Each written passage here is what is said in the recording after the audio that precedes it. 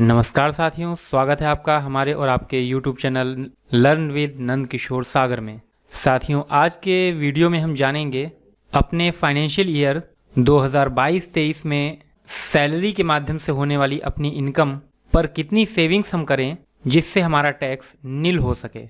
यहाँ पर हम एक एग्जाम्पल के माध्यम से ये जानेंगे कि किस तरीके से अपने पूरे साल के दौरान जो इनकम हमें हुई है उस इनकम पर कितना टैक्स बन रहा है, और अगर हम उस टैक्स को बचाना चाहते हैं तो उसके लिए हमें कितनी सेविंग्स दिखानी पड़ेंगी। तो यहाँ पर हमने एग्जाम्पल लिया है 72,825 शिक्षक भर्ती फर्स्ट बैच से जो भी टीचर्स हैं और जिनका एनपीएस नहीं कट रहा है, और इसके साथ ही ग्रामीण क्षेत्र में जो कार्यरत हैं, इनकी डिटेल के आधार पर ये फॉर्म हमने तैयार किया है। आप देख सकते हैं इस पूरे फॉर्म को। तो ये वो फॉर्म है जो कि फाइनेंशियल ईयर 2022-23 के लिए, जिसका असेसमेंट ईयर रहेगा 2023-24, इसे यहाँ पर तैयार किया गया है। और इसमें जो भी डिटेल्स लिखी हुई हैं इन्हें आप अपने मानव संपदा आईडी से जो सैलरी स्लिप रहती है उसको डाउनलोड करके, और वहाँ पर जो डिटेल्स दी हुई हैं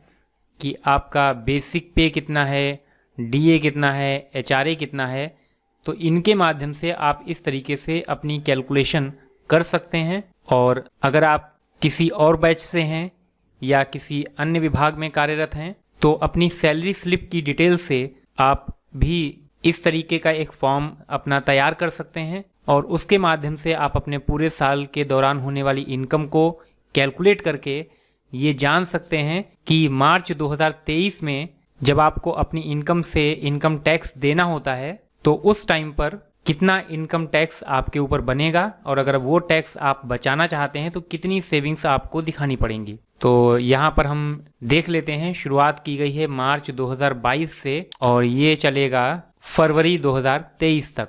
ये हमारे 12 महीने की इनकम है जो यहाँ पर दिखाई गई है। सबसे पहले हमने यहाँ पर दिखाया है अपनी बेसिक पे को, जो कि मार्च 2022 में 42,300 रुपये थी, और जून 2022 तक हमारा बेसिक पे इतना ही रहा है।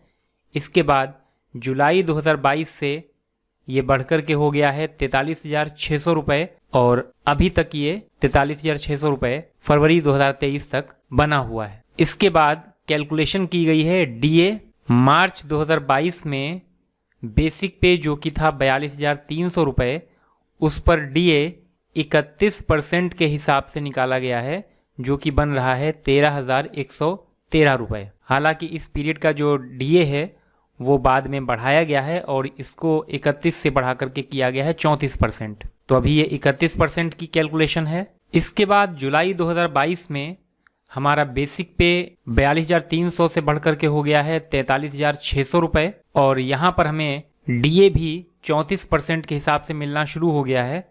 तो 43,600 का 34% ये अमाउंट बनेगा 14,824 रुपये, जो कि सितंबर 2022 के बाद में फिर से चेंज हो जाएगा।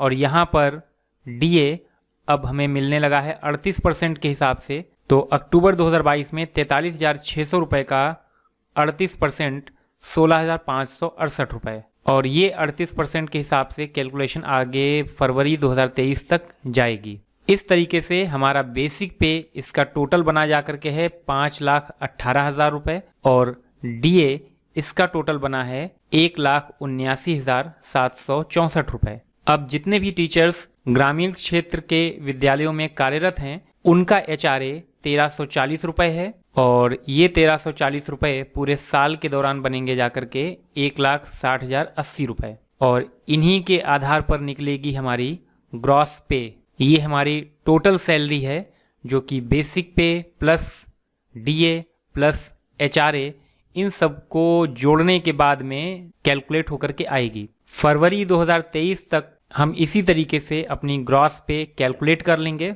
इसके बाद में हमारे इस फाइनेंशियल ईयर के कुछ ड्यूज जो कि अभी तक हमें प्राप्त नहीं हुए हैं, क्योंकि ये इनकम हमारी इस फाइनेंशियल ईयर की है तो हमें इसी फाइनेंशियल ईयर में इसे दिखाना होता है। तो इसलिए हम यहाँ पर अपना डीए डिफरेंस का जो एरियर 3% जो डीए बढ़ाया गया है जनवरी से जून महीने के लिए, तो यहाँ पर हमारी शुरुआत मार्च महीने से हो रही है। तो मार्च, अप्रैल, मई और जून, इन 4 महीने का 3% के हिसाब से जो एरियर बनेगा वो है 7,614 रुपये। ठीक इसी तरीके से 34% के बाद ये DA बढ़ा करके कर दिया गया है 38%। तो यहाँ पर जो 4% की बढ़ोतरी हुई है ये जुलाई से सितंबर, जुलाई, अगस्त, सितंबर, इन 3 महीनों का 4% के हिसाब से जो DA का डिफरेंस बनेगा और ये एरियर के तौर पर हमको पैसा मिलेगा वो है 5,232 रुपये। और इस साल का जो बोनस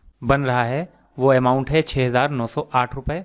तो इस तरीके से ग्रॉस पे ये हमारी टोटल इनकम बनती है जाकर के 7,33,598 रुपये। अब ये हमारी टोटल इनकम है, लेकिन इसमें से जो अमाउंट हमें सैलरी के रूप में हमारे अकाउंट में हमने प्राप्त किया है उस अमाउंट की हम कैलकुलेशन करेंगे, जिसके लिए GIS, जनरल इंश्योरेंस 87 रुपये जो हर महीने डिडक्ट किए जाते हैं। हालांकि अब ये स्कीम बंद कर दी गई है, लेकिन अभी भी कुछ ज़िलों में ये अमाउंट डिडक्ट किया जा रहा है। तो अगर इस अमाउंट को हम यहाँ पर शामिल कर लें तो ये पूरे साल के दौरान बनेगा 1,044 रुपये। और अगर आपकी सैलरी से एडवांस टैक्स के रूप में हर महीने 1,000 रुपये हम मान के चल रहे हैं ये डिडक्ट किए जाते हैं, तो इस तरीके से इस 56,753 रुपये से 87 रुपये और 1,000 रुपये माइनस करने के बाद में आपको अपनी सैलरी का जो भुगतान प्राप्त होगा वो है 55,666 रुपये। और इसी तरीके से हम अपनी पूरी कैलकुलेशन करेंगे और लास्ट में ये वो अमाउंट हमारे सामने है जो कि वेतन के रूप में हमारे खाते में हमको प्राप्त हुआ है। अब बढ़ते हैं इसके आगे। तो हमारे टैक्स की जो कैलकुलेशन होने वाली है वो इस अमाउंट पर होगी जो हमारी टोटल सैलरी इस पूरे साल के दौरान बन रही है। तो यहाँ पर हम सबसे पहले अपनी ग्रॉस टोटल इनकम लिखेंगे जो कि है 7,33,598 रुपये। अब इसके बाद स्टैंडर्ड डिडक्शन ये 50,000 रुपये की छूट हमें सेक्शन 16A के अंतर्गत मिलती है, इसे हम माइनस कर देंगे और इसके बाद में हमारी इनकम रह जाएगी 6,83,598 रुपये। अब आगे के डिडक्शंस को समझने के लिए हम आ जाते हैं सबसे पहले लेफ्ट साइड में, जहां पर हमको अपनी सेविंग्स दिखानी है। इन सेविंग्स में आपने जहां भी अपना पैसा इन्वेस्ट किया है उस अमाउंट को उस सेक्शन के अंतर्गत आपको दिखाना है और उसके बाद में उसका टोटल करना है कि आपने टोटल कितनी सेविंग्स कर ली हैं इस पूरे साल के दौरान। GIS के 1,044 रुपये हम ऊपर देख ही चुके हैं। सबसे पहले हमने उस अमाउंट को यहाँ पर लिखा और उसके बाद आपने जो भी सेविंग्स कर रखी हैं LIC, NSC, school tuition fees, home loan, Sukanya या इसके अलावा कुछ, वो सेविंग्स आपको यहाँ पर दिखानी है और इनको लिखने के बाद में हम इसका टोटल करेंगे। तो अभी हम मान करके चल रहे हैं कि हमने टोटल सेविंग्स सेक्शन 80C के अंतर्गत 1,50,022 रुपये की कर रखी हैं। अब आ जाते हैं राइट साइड में, क्योंकि हमने सेक्शन 80C के अंतर्गत जो सेविंग्स की हुई हैं वो 1,50,022 रुपये की हैं, लेकिन इस सेक्शन के अंतर्गत हम सिर्फ 1.5 लाख रुपए तक की छूट ही ले सकते हैं और इसी वजह से इस अमाउंट से सिर्फ 1,50,000 रुपये का अमाउंट ही यहाँ पर दिखाया गया है। तो अगर यहाँ पर आपकी सेविंग्स 1.5 लाख से कम की हैं तो आप उस पूरे अमाउंट को 80C के अंतर्गत दिखा सकते हैं, लेकिन अगर सेक्शन 80C के अंतर्गत आपने सेविंग्स 1.5 लाख से ज़्यादा की कर ली हैं तो उस कंडीशन में यहाँ पर आप सिर्फ 1,50,000 रुपये का अमाउंट ही शो कर सकते हैं। इसके बाद अगर कुछ सेविंग्स हैं तो आपको उन्हें अलग से दिखाना होगा, जैसे कि हमने यहाँ पर अपने टैक्स को नील करने के लिए सेक्शन 80C के अंतर्गत जो भी सेविंग्स कर रखी थी उनको दिखाया और उसके बाद में कुछ अन्य सेविंग्स को अदर डिडक्शन के माध्यम से यहाँ पर हमने दिखाया हुआ है। अदर डिडक्शन में आप मेडिकल इंश्योरेंस को दिखा सकते हैं अगर आपने मेडिकल इंश्योरेंस ले रखा है, होम लोन के इंटरेस्ट को दिखा सकते हैं, किसी प्रकार का कोई अमाउंट आपने कहीं पर डोनेशन के तौर पर दिया है उस डोनेशन को आप यहाँ पर दिखा सकते हैं। तो इस तरीके की डिडक्शंस यहाँ पर अलग से दिखाई जा सकती हैं और इनके माध्यम से हम 1.5 लाख के बाद भी छूट का फायदा ले सकते हैं। तो अभी हम मान करके चल रहे हैं कि हमने 33,600 रुपये की अदर डिडक्शंस यहाँ पर दिखाई हुई हैं और इस 1.5 लाख को 33,600 को इन दोनों अमाउंट को मिलाते हुए टोटल डिडक्शंस हमारी बनती हैं 1,83,600 रुपये की। अब हमारी जो इनकम ऊपर बच रही थी 6,83,598, उसमें से हम जो टोटल डिडक्शंस हैं उनको माइनस कर देंगे और इसके बाद में हमारी टैक्सेबल इनकम निकल करके आ जाएगी, जो कि रह गई है 4,99,998 रुपये। अब यहाँ पर ध्यान देने वाली बात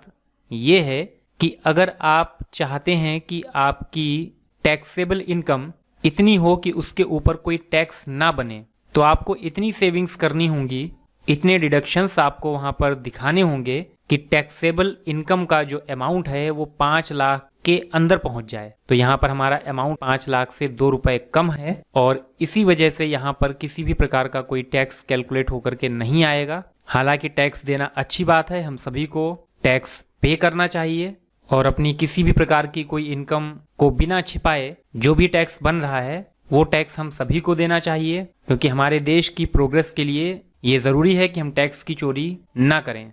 तो यहाँ पर इस वीडियो में भी हम यही बात कर रहे हैं कि अगर आपके ऊपर किसी भी प्रकार का कोई टैक्स बन रहा है तो आप टैक्स ज़रूर पे करें। उस टैक्स को बचाने के लिए आप गलत तथ्यों का, गलत जानकारी का प्रयोग ना करें। अपनी पूरी इनकम और अपनी सारी सेविंग्स को सही तरीके से दिखाएं। तो इस वीडियो को बनाने का मेरा उद्देश्य सिर्फ अपनी सेविंग्स को बढ़ाना है कि किस तरीके से हम अपनी सेविंग्स को बढ़ा करके अपने टैक्स को बचा सकते हैं। तो अब देख लेते हैं आगे की कैलकुलेशंस। अब हमारी टैक्सेबल इनकम 5 लाख के अंदर है और इस अमाउंट में शुरू के 2,50,000 पर हमें कोई टैक्स नहीं देना होता।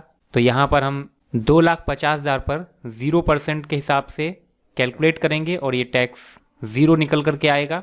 और 2,50,000 के बाद के अमाउंट पर अगर हमारी टैक्सेबल इनकम 5 लाख के अंदर रह जाती है तब ये कंडीशन लागू होगी कि उस अमाउंट पर 5% के हिसाब से हमें टैक्स देना होगा। तो क्योंकि हमारा अमाउंट 5 लाख से कम है तो 2.5 लाख के बाद, मतलब इस अमाउंट से 2,50,000 माइनस करने के बाद जो 2,49,998 रुपए बन रहे हैं उस पर 5% के हिसाब से टैक्स कैलकुलेट होगा, जो कि बन रहा है 12,500 रुपए। यहीं पर अगर हमारी इनकम 5 लाख से ऊपर होती तो उस कंडीशन में उस अमाउंट पर, जो कि 5 लाख से ज़्यादा है लेकिन 10 लाख से कम है, उस पूरे अमाउंट पर 20% के हिसाब से टैक्स कैलकुलेट होता। और अगर ये इनकम 10 लाख से ज़्यादा होती तो उस पूरे अमाउंट पर 30% के हिसाब से टैक्स कैलकुलेट किया जाएगा। तो क्योंकि हमने यहाँ पर इतनी सेविंग्स कर रखी थी कि हमारा अमाउंट 5 लाख के अंदर सिमट गया है और इसी वजह से अभी 5% के हिसाब से हमारे ऊपर टैक्स बना है 12,500 रुपये। अब हम आगे देख लेते हैं। यहाँ पर टोटल टैक्स है 12,500 रुपये और सेक्शन 87A के अंतर्गत हमें 12,500 रुपये की छूट मिल जाती है। तो यहाँ पर 12,500 रुपये इस अमाउंट से माइनस हो जाएंगे और माइनस होने के बाद में हमारे ऊपर जो टोटल टैक्स बन रहा है वो 0 हो गया, नील हो गया।